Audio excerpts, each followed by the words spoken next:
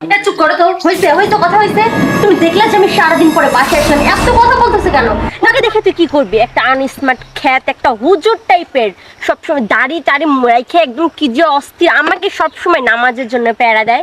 যেহেতু তুমি আমার কোনো কথাই রাখো নাই, আমার একটা কথাও শোনো নাই, তাহলে তুমি একটা অবাধ্য স্ত্রী। আর এই অবাধ্য স্ত্রীর সাথে সংসার আমি করতে পারবো না।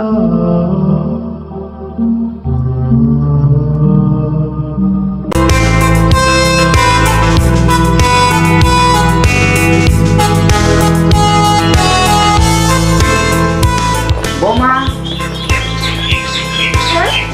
এত সকালে কোথায় যাচ্ছ? আমি একটু শহরে যাচ্ছি, দরকার আছে। শহরে যাচ্ছ তো এত সকালে? এত সকাল কোথায় বাবা? 7টা বাজে। 7টা বাজে? আমরা ফজরের নামাজ পড়ে একটু মসজিদে বসে আলাপ আলোচনা করতে একটু দেরি হয়েছে, আমি চলে আসলাম। হাসান আসতেছে, আসে তো তোমাকে পাবে না। আর রান্না বান্না করেছো নাকি? রান্না কি করবে এত সকালে? আমি কি রান্না করব? ওই যে কালকেকার বাসি তরকারি আছে ফ্রিজে, বের করে একটু ভর্তা করে রান্না করে খেয়ে নিন দুইজন। তাহলে হাসানের সাথে নিয়ে গেলে হতো না? ওকে নিয়ে যে আমি কি করবো? হ্যাঁ, ওর পছন্দ আমার পছন্দ কি এক নাকি? আমার যেটা পছন্দ হয় ওর সেটা পছন্দ হয় না। আর ওর একটা গাইয়া আমাকে খ্যাত মার্কা পছন্দ, আমার ওইটা কখনোই আমার পছন্দ হয় না। ওকে আমার লাগবে না, আমি আমার পছন্দ মতো কিনে নিব। এ তো আমার সমস্যা হয়। আমরা নামাজ কালাম পড়ি, হাসান নামাজ কালাম পড়ে, আর তুমি যদি এইভাবে বাজারে চলাফেরা করো, তাহলে মানুষ আমাকে কি বলে বলো তো? আচ্ছা বাবা, আমি কি খারাপ ড্রেসে চলাফেরা করতেছি? আমি কি ছোট জামা কাপড় পরছি? আমি শাড়ি পরে চলাফেরা করতেছি, তাতে প্রবলেমটা কোথায়? আর আমি স্বাধীনভাবে চলাফেরা করতে পারবো না? আমার কি স্বাধীনতা নেই? আমি কি সবসময় আপনাদের কথা মতোই চলতে হবে? যখন যা বলবেন তখন সেটাই করতে হবে আমাকে? না মা, আসলে তুমি ছোট কাপড় পরে যাচ্ছ তা আমি বলছি না। বলছি কি যে তুমি এই যে মাথার চুলগুলি আগলা করে যাচ্ছ, মাথায় কোনো কাপড় নেই, তুমি যাচ্ছ যাও, তাতে কোনো সমস্যা নাই, তবে বোরকাটা পরে গেলে ভালো হতো। দেখেন বাবা, আমি বোরখা পরতে পারি না। বোরখা পরলে আমার দম আটকায় আসে। আমার এইভাবেই ভালো। আর আপনাকে এত কথা বলতে হবে না। হাসান আসলে বলেন যে আমি বাইরে গেছি, যান সবগুলো আটকায় রেখে দিন। হাসান, হাসান,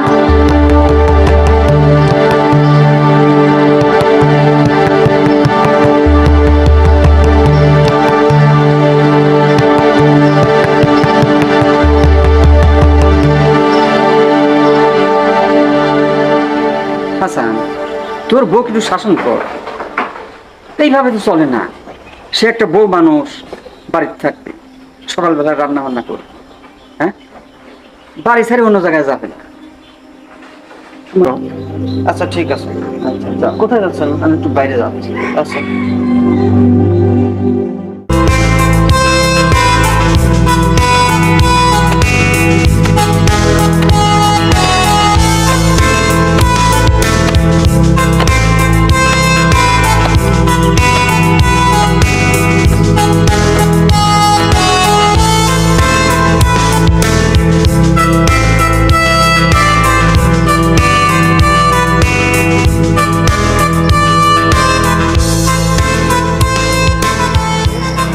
এত সকালে হাসান ভাইয়ের খুব কোণে যায়, বিষয়টা বুঝলাম না। মাঝে মাঝেই তো যায়,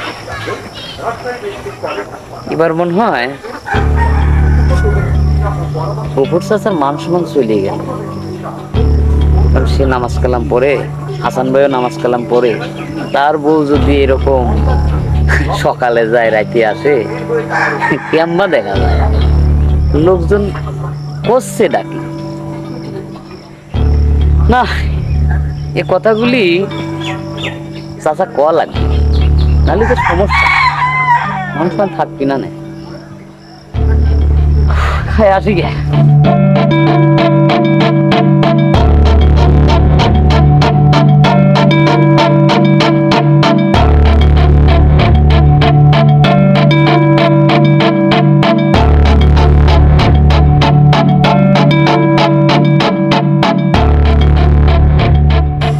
ফরহাদ, এত তাড়াতাড়ি চলে আসলে ব্যাপারটা কি? চাচা থাকতে পারলেন না? থাকতে থাকতে লাগে কি আছে? কাজে কিছু কাজ করে চলে আসবে, 1 ঘন্টাও তৈলে না তুমি গেছে। ধরেন আপনার বাড়ি কাজ করি, সেই সম্পর্কে তো সম্পর্ক লয়।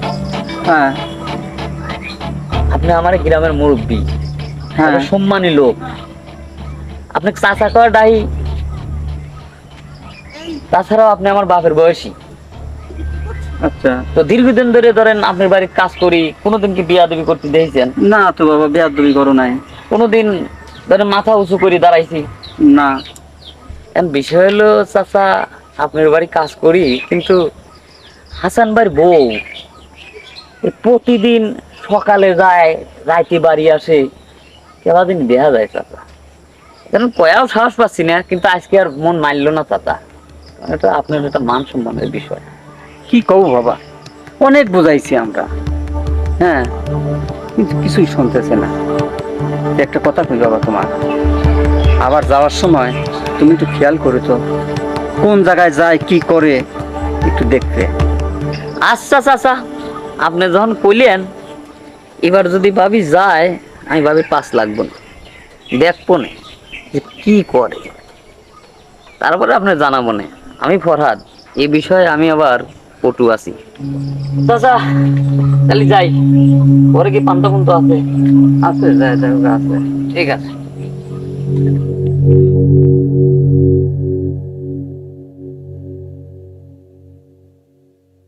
ওষুধ এই যে ঘুরতেছি সকাল থেকে, একদম মাথাটা খারাপ হয়ে গেছে, পাটা ব্যথা হয়ে গেছে, মাথা পেন করতেছে।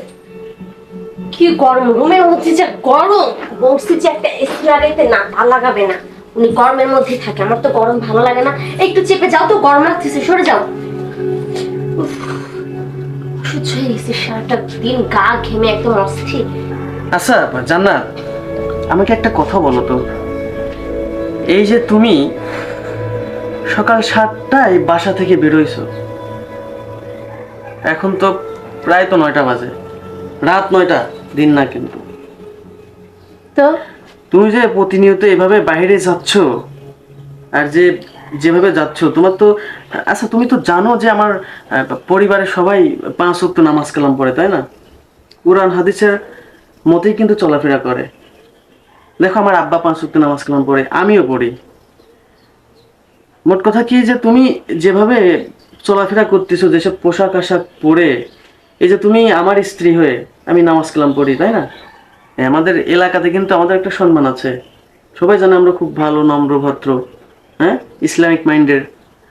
আর তুমি আমাদের ফ্যামিলির হয়ে, আমার স্ত্রী হয়ে, তুমি যে বোরকা বাদে যে বাইরে গেছো, এগুলো কি ভালো? এটা চুপ করো তো, হইছে হয়তো কথা হইছে।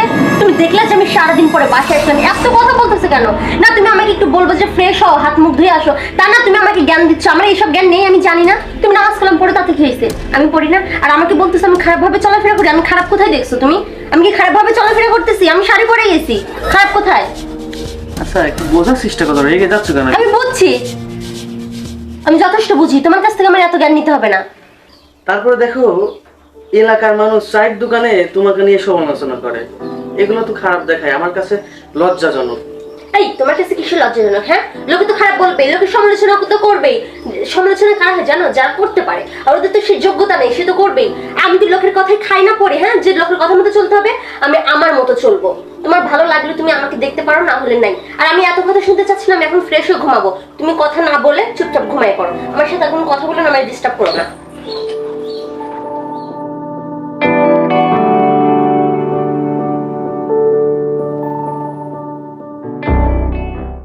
আচ্ছা শোন দোস্ত, তোর সাথে অনেকদিন পরে দেখা হয়েছে, অনেকদিন পরে কথা হলো। যাই হোক, আমরা দুজন আজকে সারাদিন ঘুরবো ফিরবো, আর রাত্রে আমরা ডিস্কোতে যেয়ে ডিনার করে ঘুরে ফিরে তারপরে বাসায় আসবো, ঠিক আছে? ওকে ঠিক আছে, আজকে আমরা দুজন সারাদিন ঘুরবো, রেস্টুরেন্টে যাব, রাতে ডিস্কোতে যাব, নাচানাচি করব, সবই ঠিক আছে। এটা কোনো ব্যাপার হইলো? কি এমন বড় আবদার করছে যেটা আমি পারবো না? আমার পকেটে কি টাকা পয়সা কম আছে? আমি জানি সেটা। চাচা চাচা চাচা চাচা, মান সম্মান শেষ। তার মানে একবারে শেষ চাচা। কি হয়েছে কি? আপনি কে? আপনি এই এলাকার প্রধান, হ্যাঁ, আপনি একজন নামাজি ব্যক্তি, হাসান ভাই নামাজি ব্যক্তি। কি হয়েছে? ভাই যা দেখলে আমার এই চোখ বিশ্বাসই করে পারতেছি না, যে কাম কেবা করে হইলো, কিভাবে সম্ভব? আরে বাবা, হয়েছে কি সেইটি কয়, এত পাশাল বাদ দে তুই, কি হয়েছে তাই ক। হয়েছে কি চাচা, আপনার বেটার বউ ওই যে বিডিআর বাড়ির পাশে হ্যাঁ। একটা রাস্তায় একটা সাওয়াল কুন্ডালি দাঁড়া আছে, তার সাথে খিলখিল খিলখিল করে কি যে হাসতেছে আর কি যে টোনাটুনি করতেছে বাবা, এইকে যদি গ্রামের কেউ দেখে ফেলায়, সি সি সি, একদম শেষ। লক্ষ্মর বাবা হাসান, এটা কি তুমি সত্যি কথা কইছ? হ্যাঁ আচ্ছা, আমি মিথ্যে কথা কোনোদিন কইছি? হাসান, যাও তোর সাথে, যা যাও, সাথে পেলিয়ে যাও, যাও। আসেন আসেন, তারপরে দেখা দিয়ে। আচ্ছা যাই হোক, তোর স্বামীর কি খবর? তোর স্বামীকে তো দেখাইলি না। বাদ দে তোর কথা, ওকে দেখে তুই কি করবি? একটা আনস্মার্ট খ্যাত, একটা হুজুর টাইপের, সবসময় দাড়ি টাড়ি রেখে একদম কি যে অস্থির, আমাকে সবসময় নামাজের জন্য প্যারা দেয়, মানে বোরখা পরার জন্য প্যারা দেয়। তুই তো জানিস আমি জীবনে কোনোদিন বোরখা পরিনি, বোরখা পরলে আমার দম আটকায় আসে, মানে আমি অস্বস্তি হয়ে যাই, মানে আমি দম বন্ধ হয়ে যায়, ওইটা পরার জন্য আমাকে সবসময় প্যারা দেয়। আচ্ছা তার আগে এটা বল, তুই তো শাড়িও পরিস না, শাড়ি পরলে কিভাবে? আরে সেটা অনেক প্যারা, দেখতেছিস না জায়গায় জায়গায় সিটিপিন মেরে রাখছে, আমি শাড়ি পরতে পারি না।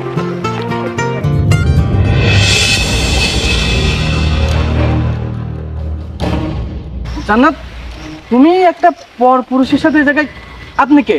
আপনি এখানে কেন? ও পরপুরুষ না, ও আমার ফ্রেন্ড। প্লিজ ভাই, দয়া করে আপনি এখান থেকে যান। কে রে এটা?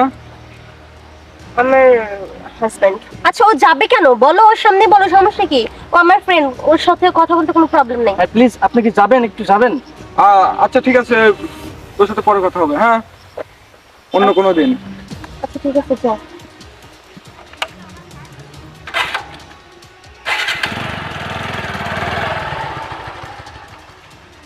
আচ্ছা কি এমন কথা যে ওর সামনে বলা যায় না? কি কথা? হ্যাঁ এইটাই দেখার বাকি ছিল আমার। হ্যাঁ, কেন, কি দেখছেন আপনি? কি দেখছেন? আমি খারাপ কিছু করেছি? কি দেখলাম না আমি? আমাকে তাই বলো। আচ্ছা, এই এলাকার মানুষ, এমন কোনো মানুষ কি আছে যে জানে না যে আমার বাড়ির সবাই 5 ওয়াক্ত নামাজ কালাম পড়ে, ইসলামিক মাইন্ডের? হ্যাঁ, আর তুমি সেই বাড়ির এই বউ হয়ে, আমার স্ত্রী হয়ে আমি 5 ওয়াক্ত নামাজ কালাম পড়ি, আমার স্ত্রী হয়ে তুমি একটা পর পুরুষের সাথে এভাবে হাসাহাসি করতেছো, এইগুলা তো। এই তুমি পরপুরুষ কাকে বলছো? পরপুরুষ আমার ফ্রেন্ড, আমার বেস্ট ফ্রেন্ড, আমার দোস্ত, ছোটবেলার দোস্ত। তোমার ছোটবেলার দোস্ত? তাহলে আমি কে? আমি তো তোমার হাজবেন্ড, তাই না? আমি থাকতে তুমি এই ভর দুপুরবেলা এই জায়গা রাস্তার মাঝে এরকম কথা বলতেছো, আমি তো বিশ্বাসই করতাম না। আসলে তোমাকে আমি এত বিশ্বাস করতাম, কিন্তু আজকে ফরাদ যাতে চোখে আঙুল দিয়ে আজকে দেখাই না দিত, আমি তো কখনো বিশ্বাস করতাম না যে তুমি এরকম। এই তুমি কি এমন দেখছো যে আমি এরকম না? আমি তুমি খারাপ কিছু দেখছো? কথা বললে কি মানুষ খারাপ হয়ে যায়? আমি অন্তত এটুকু বুঝতে পারছি যে তুমি কখনো শুধরাবে না। আর তোমাকে অনেকবার চেষ্টা করছি, 5 ওয়াক্ত নামাজ কালাম পড়ো, ইসলামের পথে আসো। যেহেতু তুমি শোনো নাই, ইসলামিক শরিয়ত মতে আছে কোনো স্ত্রী যদি বেগানাভাবে চলাফেরা করে, স্বামীর অবাধ্যভাবে চলাফেরা করে, তাহলে ইসলামিক আইনে আছে তাকে তালাক দেওয়ার। আমি তোমাকে অনেকবার চেষ্টা করেছি, অনেকবার বোঝানোর চেষ্টা করছি, দেখো জান্নাত, তুমি যেভাবে চলাফেরা করতেছো আমার ফ্যামিলির সাথে যায় না।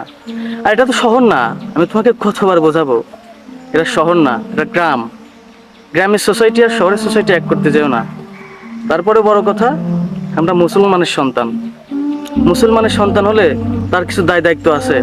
আমি তোমার হাজবেন্ড, আমার কি একটা দায়িত্ব তুমি পালন করছো কখনো? আর দেখো, তুমি যে বেগানা ভাবে চলাফেরা করতেছো, বোরকা ছাড়া বাইরে যাও, রাত বেরাত বাড়িতে আসতেছো, যে পাপগুলা করতেছো, এই পাপের ভাগীদার আমিও কিন্তু হব। আমি কেন তোমার পাপের ভাগীদার হব বলো?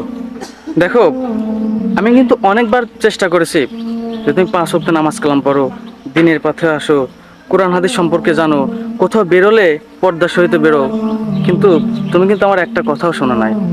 যেহেতু তুমি আমার কোনো কথাই রাখো নাই, আমার একটা কথাও শোনো নাই, তাহলে তুমি একটা অবাধ্য স্ত্রী। আর এই অবাধ্য স্ত্রীর সাথে সংসার আমি করতে পারবো না।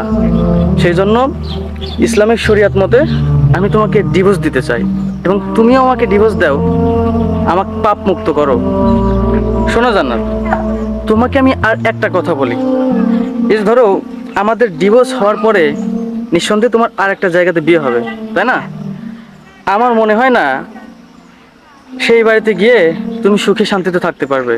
কেননা কোনো বাড়ির মানুষই চাইবে না যে তাদের বেটার বউ বা তার স্ত্রী বেগানা ভাবে চলাফেরা করুক, আজে বাজে ভাবে মিলামেশা করুক, রাত বিরাত বাড়িতে আসুক। তবে সর্বশেষে আমি একটা কথা বলতে চাই, আমি তোমাকে আর একটা সুযোগ দিতে পারি। যদি তুমি শুধরায়ে ঠিক হতে পারো, তাহলে তুমি আমার সংসারে থাকতে পারো, আমার সাথে সংসার করতে পারো। এখন তুমি ভেবে দেখতে পারো কি করবা। আসলে ঠিকই বলছো।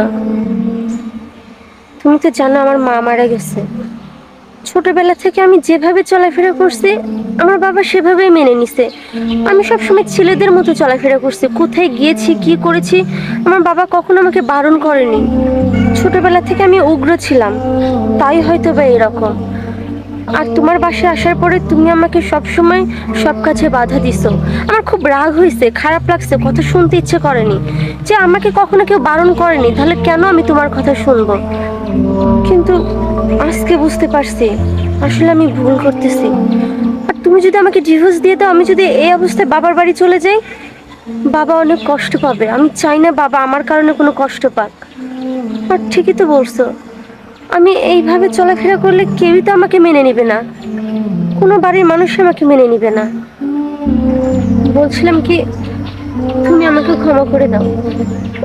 আমি কখনো আর তোমার অবাধ্য হব না, কখনো এরকম কাজ করবো না। তুমি আমাকে যেভাবে চলতে বলবো আমি সেভাবেই চলবো। আর সেটা যদি না চলে, তখন তুমি যা ইচ্ছে হয়ে আমাকে শাস্তি দিও। আমিন।